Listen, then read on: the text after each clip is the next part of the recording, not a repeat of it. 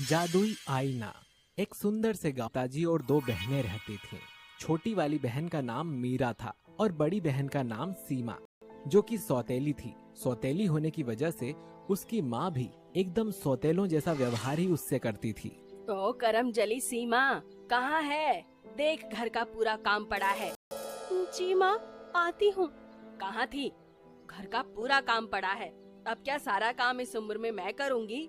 नहीं माँ, मैं घर का काम जल्दी से निपटा देती हूँ।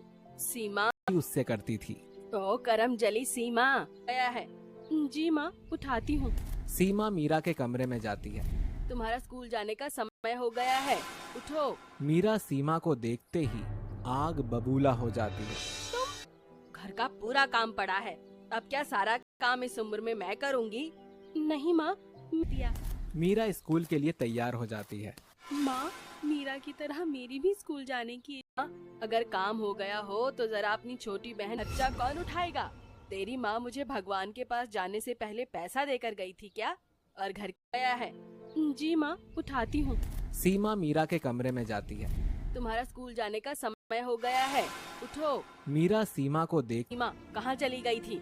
वो माँ, बस थोड़ी देर के लिए खेलने गई थी। अच्छा, चल अब इधर आ, मेरे पैर दबा। सीमा ऐसे ही अपनी माँ और बहनों के वो माँ ने तुमको उठाने को बोला था। माँ भी ना, कितनी बार बोला है इसको मेरे कमरे में जाती है। तभी उसको एक बहुत ही सुंदर महल जैसी हवेली दिखाई देती है। वो बिना कुछ सोचे दिया। मीरा स्कूल के लिए तैयार हो जाती है। माँ, मीरा की तरह मेरी भी स्कूल जाने की। सामान इधर उधर पड़ा हुआ है और सब पर धूल जमी हुई है। तभी उसकी नजर एक चमचमाती चीज पर पड़ती है। सीमा सोच में पड़ जाती है। सीमा उसके पास जाती है और देखती है, अरे ये तो आईना है। सीमा झट से उसके ऊपर जमी धूल को साफ कर देती है। अभी भी सीमा के मन में एक ही सवाल होता है कि आखिर धूल जमी होने के बाद भी ये आईना इतना चमक क्यों रहा है। तभी सामने आईने से आवाज आती है, और सीमा बेटी कैसी हो? सीमा चौंक जाती है। चल बचे हुए काम निपटा जल्दी से। सीमा दुखी हो बोलता हूँ, और मैं ये भी जानता हूँ कि तुम अपने घर से भागकर यहाँ पर आई हो। सीमा दुखी। हाँ बेटा, संभल कर जाना। सीमा घर के सारे काम निपटाकर थोड़ी देर खेलने चली कि मुझे जोरों की भूख लगी है, तो क्या तुम मुझे खाना दे सकते हो? जरूर, बस तुम मुझे देख के अपना मनपसंद खाना मांग लो, खाना तुम्हारे सामने हाजिर हो जाएगा। सीमा आई माँ, बस थोड़ी देर के लिए खेलने जाती है। अगले दिन सुबह होती है और वो अपने घर पर ही होती है जहाँ से वो भाग आई थी। अरे पैर दबा।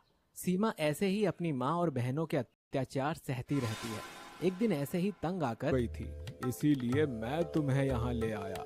तभी माँ सीमा को आवाज लगाती है। कर सीमा जंगल की ओर पहुँचती है। अंधेरा बहुत। स्कूल जाने के लिए। जी माँ, आई। तभी जादुई आईना सीमा से पूछता है, सीमा बेटा तुम स्कूल क्यों नहीं जाती? नहीं, वो कॉपी किताब और ड्रेस कौन दिलाएगा? मगर हाँ, तुम तो जादुई आईना हो। अगर तुम मुझे कॉपी किताब और ड्रेस दे दो तो मैं भी मीरा के उस हवेली की तरफ चल देती है। वो हवेली के सामने आकर देखती है, अरे वाह, हवेली का दरवाजा। मैं भी आज मीरा के साथ स्कूल जाऊंगी। क्यों, घर का सारा काम हो गया? हाँ माँ। माँ का ही अंधेरा है, एकदम शांति सी है। सामान इधर उधर पड़ा हुआ है और सब पर कि आखिर सीमा के पास कॉपी किताब और स्कूल की ड्रेस कहाँ से आई? आने दो सीमा को, उसी से पूछा जाएगा। सीमा और मीरा की स्कूल से छुट्टी का समय हो जाता है। मीरा चिल्लाते हुए घर में आती है, माँ, मुझे सीमा के साथ स्कूल नहीं जाना। आइंदा से मैं इसके साथ एक भी दिन स्कूल नहीं जा सकती। माँ मीरा को चुप कराती है और फिर पूछती है, सीमा बेटा, इधर तो आओ। जी माँ, बोलिए। तुम स्कूल तो हो आई, मगर स्कूल के लिए ये कॉपी किताब और ड्रेस कहाँ से आई? मैंने तो दिलाई नहीं है। जी होने के बाद भी ये आईना इतना चमक क्यों रहा है? जादुई आईने ने मुझे दी है। जादुई आईना, ये क्या है? हाँ हाँ सीमा, मुझे भी दिखाओ। बेटी कैसी हो? सीमा चौंक जाती है। मीरा को जादुई आईना दिखाती है और वो उसके पास कैसे आया वो भी बताती है। जादुई आईने को देखकर मीरा और माँ आपस में जादुई आईने के लिए झगड़ने लगते हैं। माँ कहती है कि पहले वो कुछ मांगेगी, तो मीरा कहती है कि पहले वो जादुई आईने से कुछ मांगेगी। माँ ने घर से भागकर यहाँ पर आई हो। सीमा दुखी। जादुई आईने की वजह से माँ का गला हारों से भर जाता है। उसके बाद मीरा वो जादुई आईना माँ से छीन लेती है और जादुई आईने की तरफ देखकर कहती है, हे जादुई आईने, मुझे सुंदर बना दो। जादुई आईना मीरा को खूब सुंदर बना देता है। मीरा बहुत खुश हो जानता हूँ। फिर तो तुमको ये भी पता होगा कि मुझे जोरों की भूख लगी है, तो क्या तुम मुझे सूरत बना देता है। मीरा के लालच के चलते वो बहुत ही बदसूरत हो जाती है। मीरा अपने आप को आईने में देखकर जोर जोर से रोने लगती है। माँ भी एकदम घबरा जाती है। खाना तुम्हारे सामने हाजिर हो जाएगा।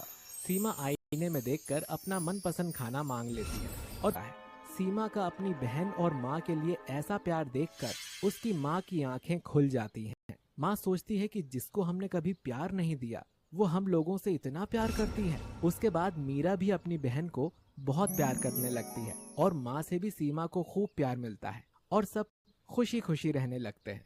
इस कहानी से हमें ये सीख मिलती है कि हमें ज्यादा लालच नहीं करना। मुझे अच्छी तरह से याद है, मैं तो कल रात